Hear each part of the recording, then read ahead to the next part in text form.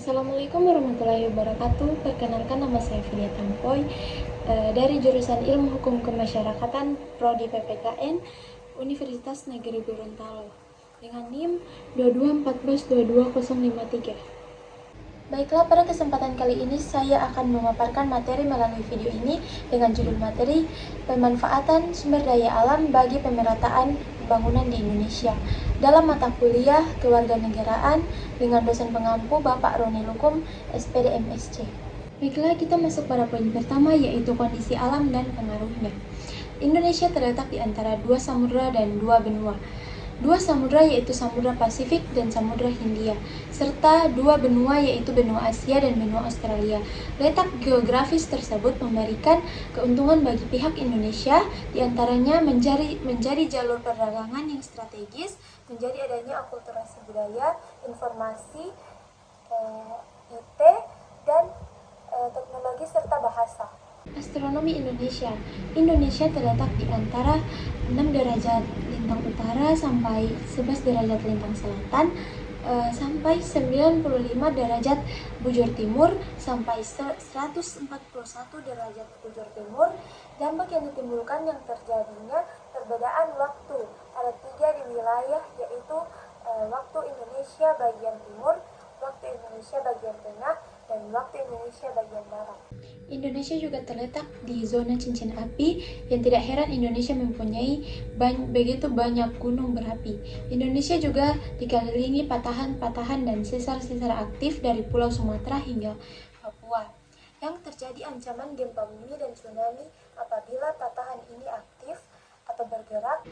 Indonesia juga dipengaruhi oleh angin muson timur dan angin muson barat, yang menyebabkan terjadinya dua musim di Indonesia sehingga cocok untuk bercocok tanam. Poin kedua yaitu kekayaan alam di Indonesia. Sumber daya alam ini menjadi sumber kekayaan negara Indonesia, mulai dari sumber daya alam, hutan, laut, minyak bumi, batu bara, dan gas. Tentunya kekayaan alam dimanfaatkan sebesar-besarnya oleh negara, digunakan untuk pembangunan nasional sesuai Undang-Undang Dasar 1945 Pasal 33 Ayat 3 yang berbunyi, bumi dan air dan kekayaan alam yang terkandung di dalamnya dikuasai oleh negara dan dipergunakan untuk sebesar-besarnya kemakmuran rakyat. Hutan. Menurut Kompas Luas Hutan, Indonesia setidaknya mempunyai 99 juta hektar hutan. Akan tetapi dari waktu ke waktu, hutan di Indonesia semakin rusak dengan adanya aktivitas penebangan pohon dan pembukaan lahan baru. Laut di Indonesia terkenal sebagai negara maritim. Seperti kita ketahui bahwa negara Indonesia merupakan negara kepulauan. Menurut Kompas Indonesia, potensi ikan laut Indonesia mencapai sekitar 6 juta ton per tahun.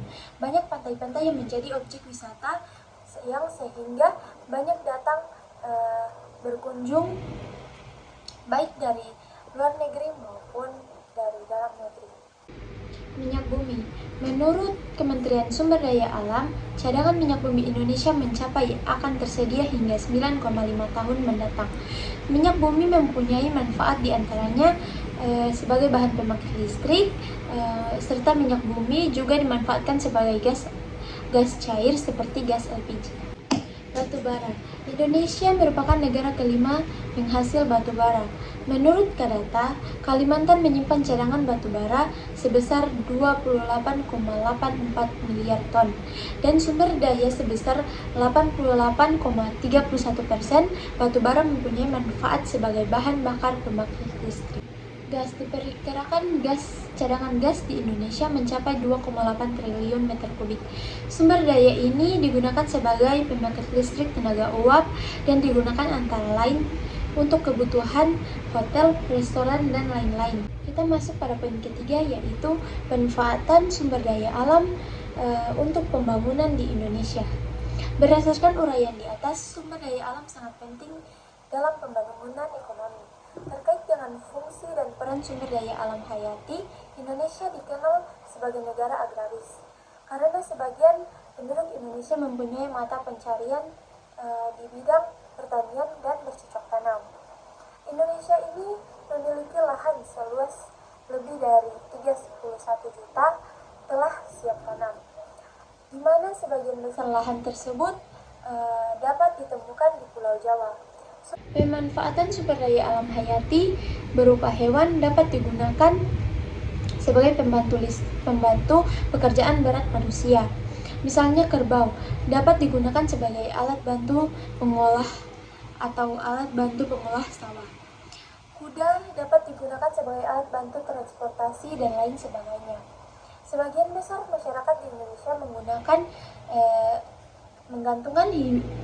menggantungkan hidupnya dari sektor agraris, misalnya bercocok tanam, beternak, atau dapat diambil kesimpulan bahwa pertanian adalah sektor penting di Indonesia dengan beberapa alasan, yaitu pertama, pertanian di Indonesia merupakan potensi sumber daya alam yang besar dan beragam. Yang kedua, pangsa terhadap pendapatan nasional yang cukup besar. Yang ketiga, besarnya penduduk Indonesia yang menggantungkan hidupnya pada sektor ini menjadi basis pertumbuhan pembangunan di Indonesia, sehingga ketersediaan sumber daya hutan semakin berkurang dan mengalami pengerusakan. Konsep green economy merupakan konsep pembangunan yang memperkecil risiko lingkungan dan pengikisan aset ekologi. Pendekatan kebijakan ekonomi hijau melalui konsep pembangunan berkelanjutan diharapkan mampu membantukan aspek pelestarian lingkungan dan pertumbuhan ekonomi. Peran sumber daya alam hayati terhadap pembangunan ekonomi ada 5 macam, yaitu menaikkan produk domestik bruto, yang kedua menyediakan lapangan pekerjaan, yang ketiga menyediakan bahan pangan, yang keempat mensejahterakan petani, yang kelima atau yang terakhir yaitu menjadi bisnis pertumbuhan ekonomi. Jadi kesimpulan dari paparan materi tadi yaitu penggunaan sumber daya alam mempunyai peran penting yang secara kualitatif dan kuantitatif harus dilestarikan untuk menjaga kehidupan manusia. Ketersediaan sumber daya alam dalam menyokong pembangunan ekonomi dan peningkatan kesejahteraan manusia telah menimbulkan dampak negatif dengan mengorbankan sumber daya alam. Ia mampu menjawab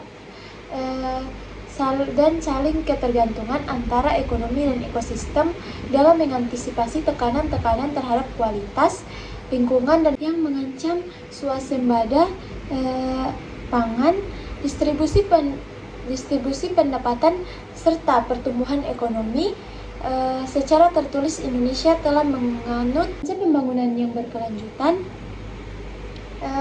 Sebagian besar termuat dalam amandemen Undang-Undang Dasar 1945 yang menetapkan komitmen perlindungan ekologi Green Constitution, yaitu penyelenggaraan kehidupan bernegara dan berbangsa yang bersendikan pada upaya pelestarian fungsi lingkungan hidup sehingga dapat mewujudkan terciptanya masyarakat adil, makmur, dan merata.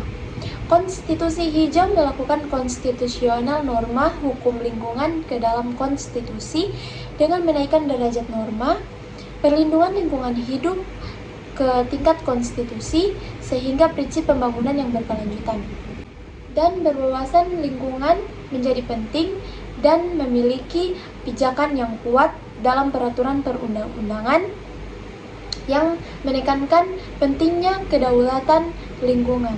Jadi, peranan sumber daya alam untuk pembangunan di Indonesia yaitu sumber daya alam berperan penting dalam kehidupan manusia dan pembangunan ekonomi melalui perannya.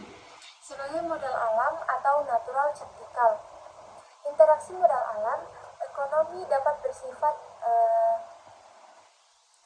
searah maupun timbal balik melalui investasi dan penyediaan kebutuhan tenaga kerja dan modal alam yang dihasilkan dari proses pembangunan. Pemanfaatan sumber daya alam yang sesuai dengan prinsip pembangunan berkelanjutan adalah pemanfaatan sumber daya alam dengan memperhatikan aspek kelestarian lingkungan dan tidak hanya berpotensi pada kebutuhan generasi saat ini, tetapi juga mempertimbangkan generasi yang akan datang. Baiklah, itulah paparan materi dari saya. Semoga bermanfaat bagi kalian yang menonton. Wabillahi taufiq wal hidayah. Wassalamualaikum warahmatullahi wabarakatuh.